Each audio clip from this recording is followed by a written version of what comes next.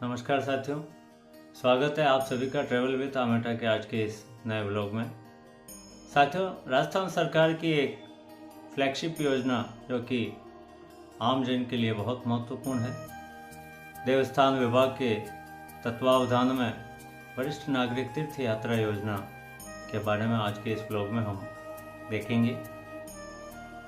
बहुत ही महत्वाकांक्षी और बहुत ही सुंदर योजना लेकर देवस्थान विभाग राजस्थान सरकार वरिष्ठ नागरिकों के लिए लाया है, जिसमें आज की इस ब्लॉग में हम हवाई यात्रा पशुपतिनाथ नेपाल के उन दृश्यों को इस ब्लॉग में समेट कर लाए हैं, जिसको हमने सभी यात्रियों के साथ संजीदगी से देखा है, समझा है और उस योजना का एक हिस्सा बने हैं। आइए चलते हैं और देखते हैं किस प्रकार से इस योजना के अंतर्गत यात्रियों को क्या क्या सुविधाएं मिली, किस प्रकार से यात्रा हुई। आज के इस ब्लॉग में हम देखेंगे। बहुत बहुत धन्यवाद राजस्थान सरकार का, जिन्होंने ऐसे आम जन को जो कभी घर से बाहर ही न निकले हों, गांव से बाहर ही न निकले हों, उनको तक हवाई यात्रा करवाई। इसके लिए देवस्थान विभाग, राजस्थान सरकार, सभी को मैं सभी यात्रियों की तरफ से कोटिशः धन्यवाद देता हूं और उन अधिकारियों और कर्मचारियों को विशेष रूप से जिन्होंने इन व्यवस्थाओं को बहुत ही सुंदर तरीके से निभाया है और पूर्ण किया है। आशा है ये योजना हर नागरिक को लाभान्वित करे और आगे इसी प्रकार से संचालित होती रहेगी। आइए देखते हैं क्या क्या इस यात्रा में हमने अनुभव किया।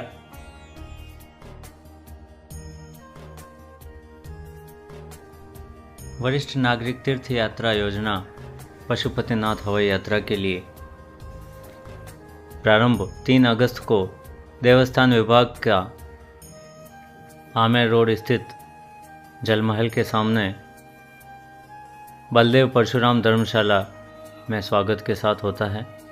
सभी यात्री यहाँ पर पहुँचते हैं और अपने दस्तावेज़ों की जांच के साथ यहाँ टिकट बनवाते हैं और बड़ी बारीकी से देवस्थान विभाग के सारे कर्मचारियों द्वारा उनके दस्तावेज़ों की जांच की जाती है।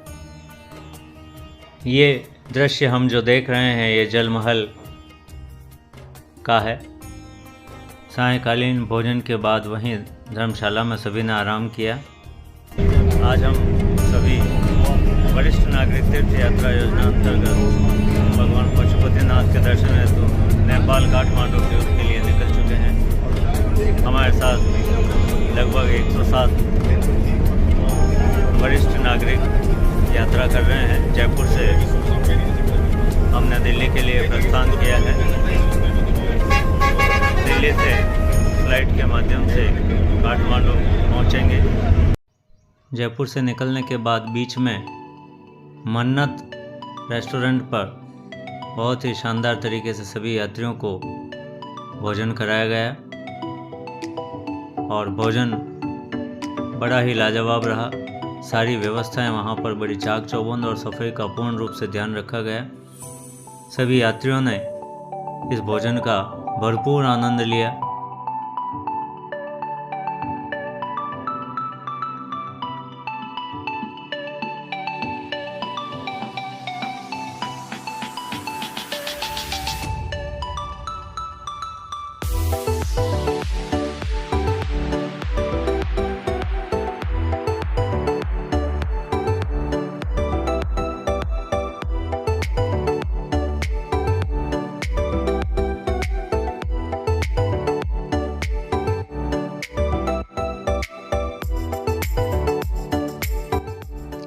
हम इसके बाद इंदिरा गांधी अंतर्राष्ट्रीय हवाई अड्डे पर पहुंचे, जहां से हमें नेपाल एयरलाइंस से नेपाल के लिए प्रस्थान करना था। यहां पर हमारे सारे दस्तावेज़ और इमिग्रेशन की प्रक्रिया के बाद सभी यात्रियों ने कुछ समय विश्राम किया, इंतज़ार किया और उसके बाद प्लेन में, हवाई जहाज़ में बैठकर यात्रियों ने नेपाल पशुपतिनाथ यात्रा के लिए उड़ान भरी। ये उड़ान उनके सपनों की उड़ान थी जिन्होंने इस यात्रा में भाग लिया।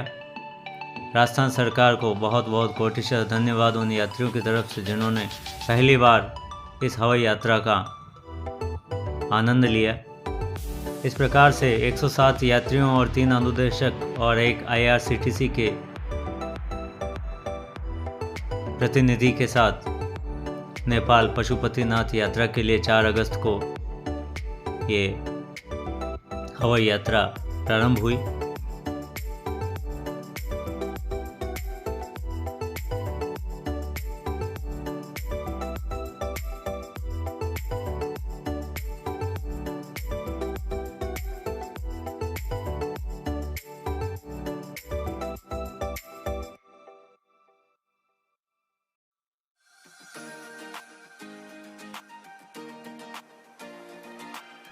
काठमांडू एयरपोर्ट से निकलकर हम सीधे बौद्ध स्तूप गए, जहाँ पर बौद्ध स्तूप की परिक्रमा की सभी यात्रियों ने।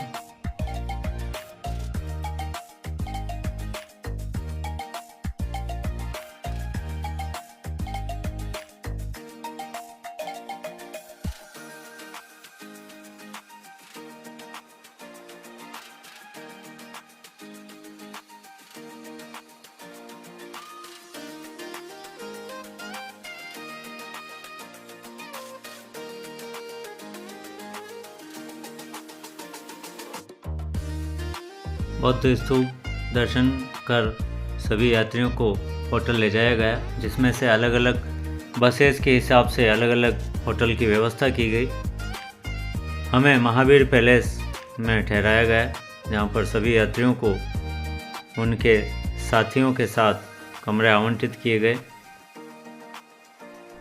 रात्रि भोज के बाद सभी यात्रियों ने विश्राम किया।